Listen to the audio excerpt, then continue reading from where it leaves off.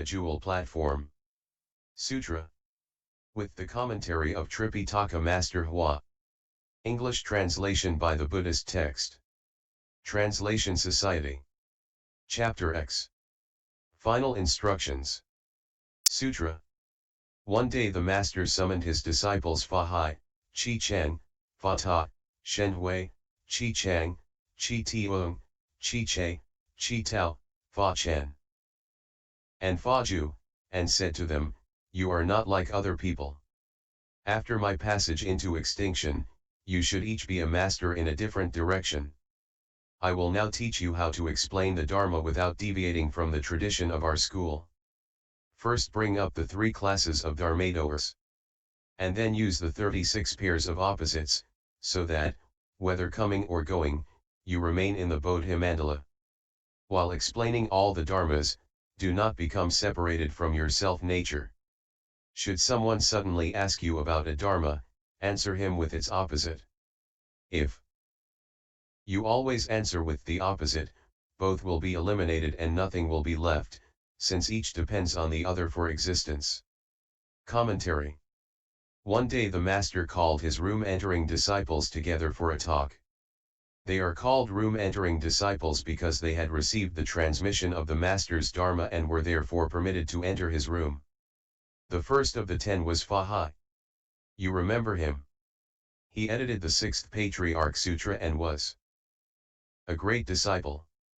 He put his name at the head of the list here because, no matter what, he had to be number 1. Chih Cheng was the Dharma thief who later reformed and joined the Master. Fa Ta was the arrogant bhikshu who had read the Lotus Sutra over 3,000 times but couldn't bring himself to put his head on the ground before the Master even once. Shen Hui was the 13-year-old child who had talked back to the Master.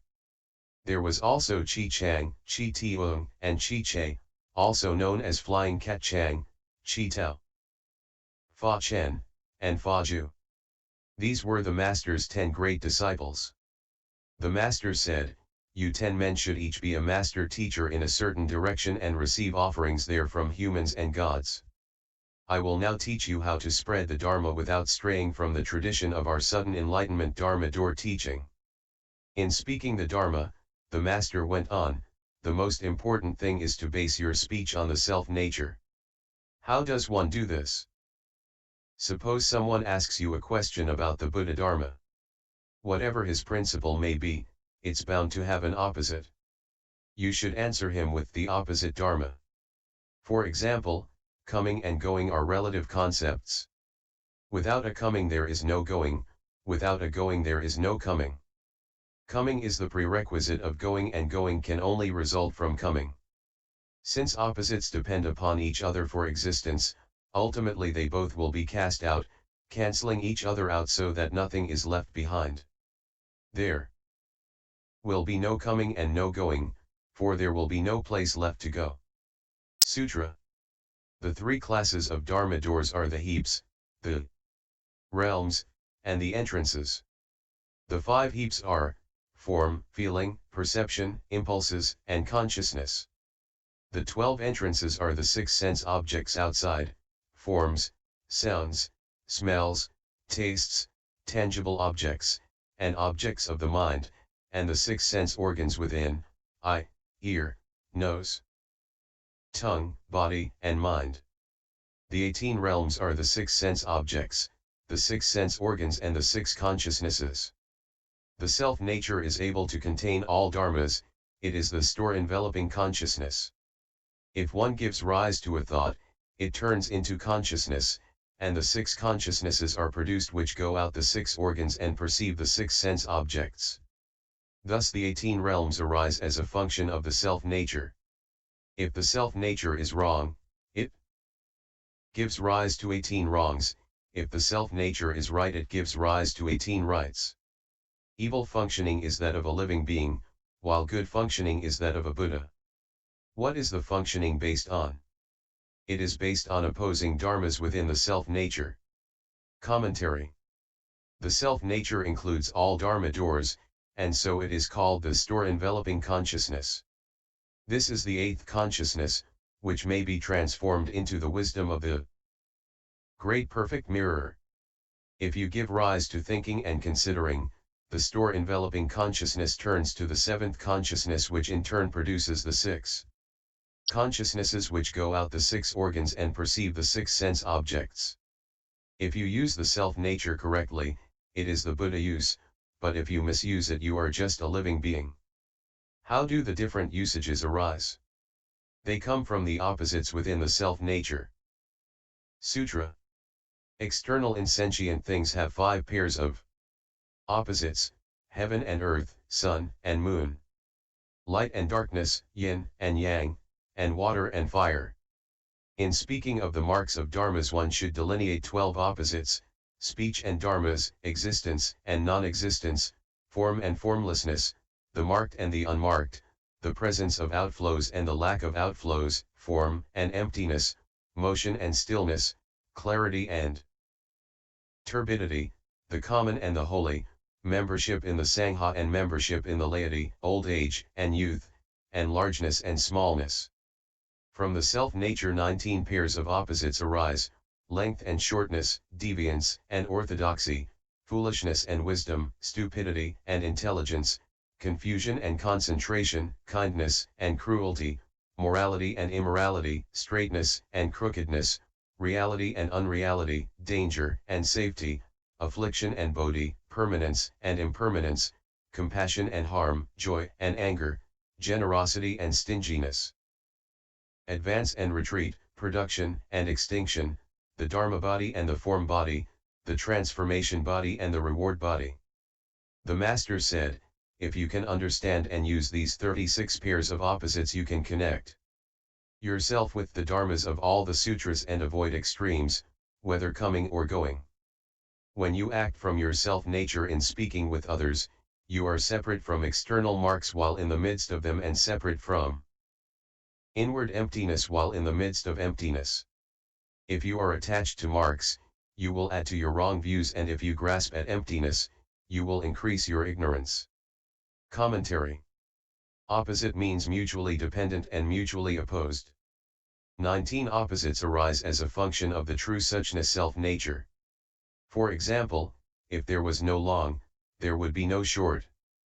Long is the opposite of short, and short is the opposite of long. Long and short are relative terms, and between them is the middle way. Kindness bestows happiness and is the opposite of cruelty. Morality and immorality are opposites. Morality is the practice of all good actions and the absence of all evil. Compassion pulls living beings out of suffering and is the opposite of harmfulness. Generosity means giving. If you can give, you are not stingy.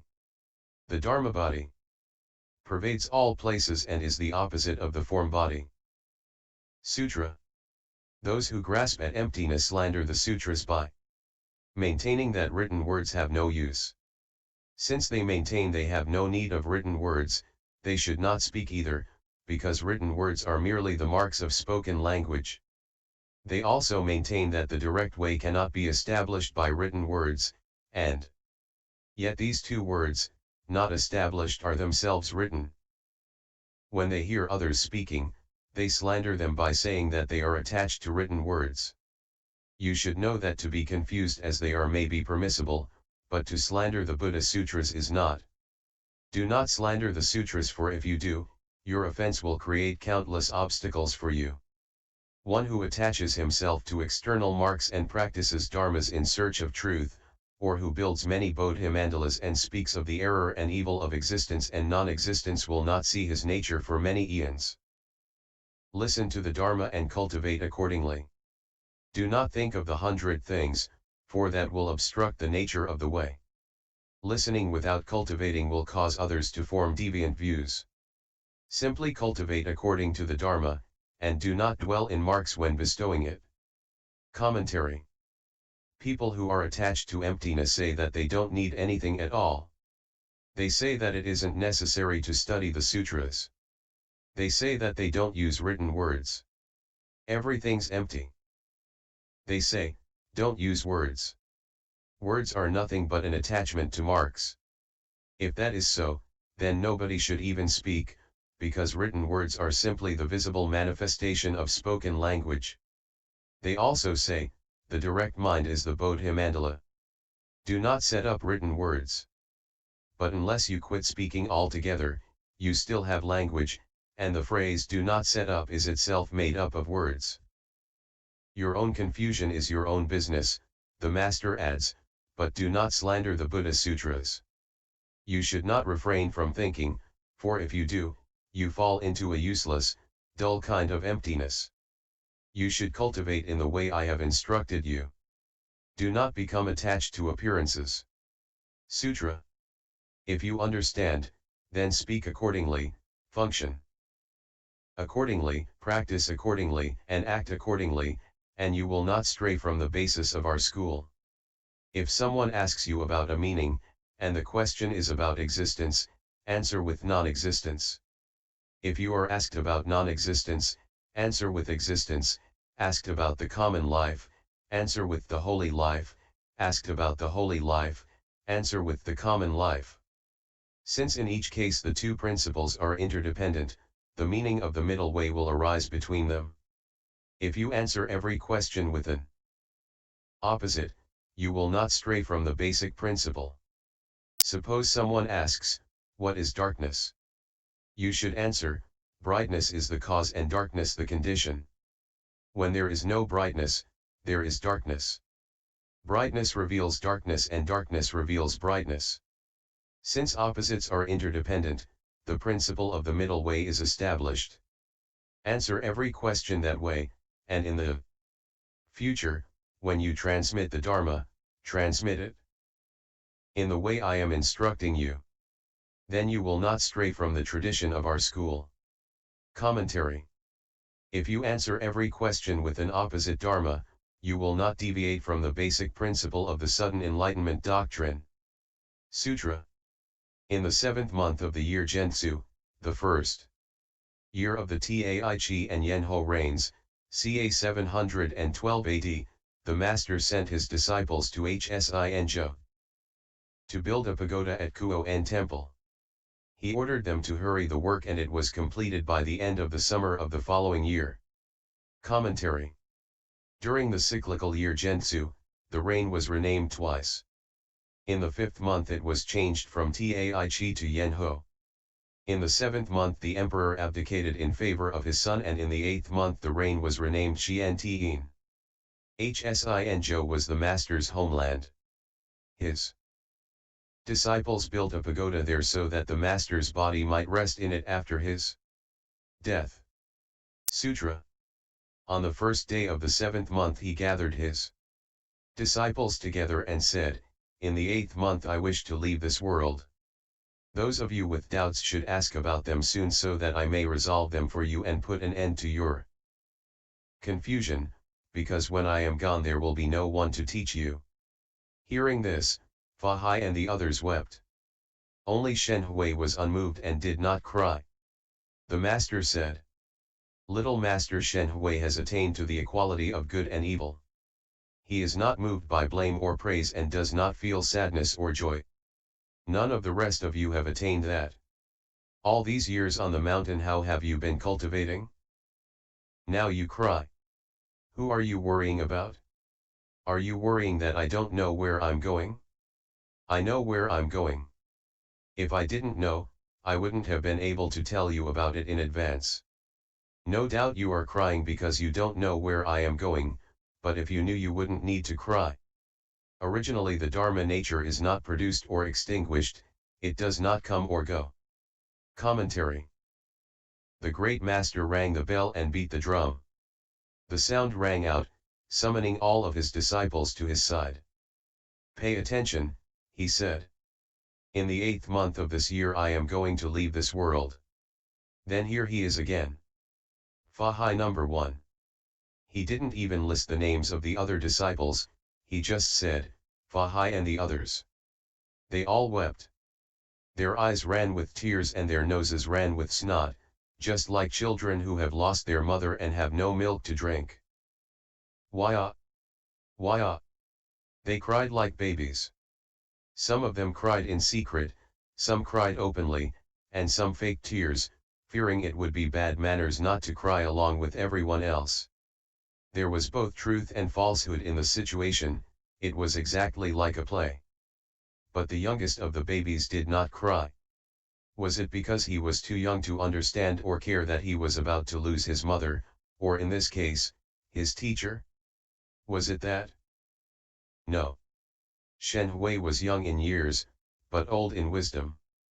He understood the principle of not moving in any state. Mencius was 40 years old before he reached that level. With an unmoving mind.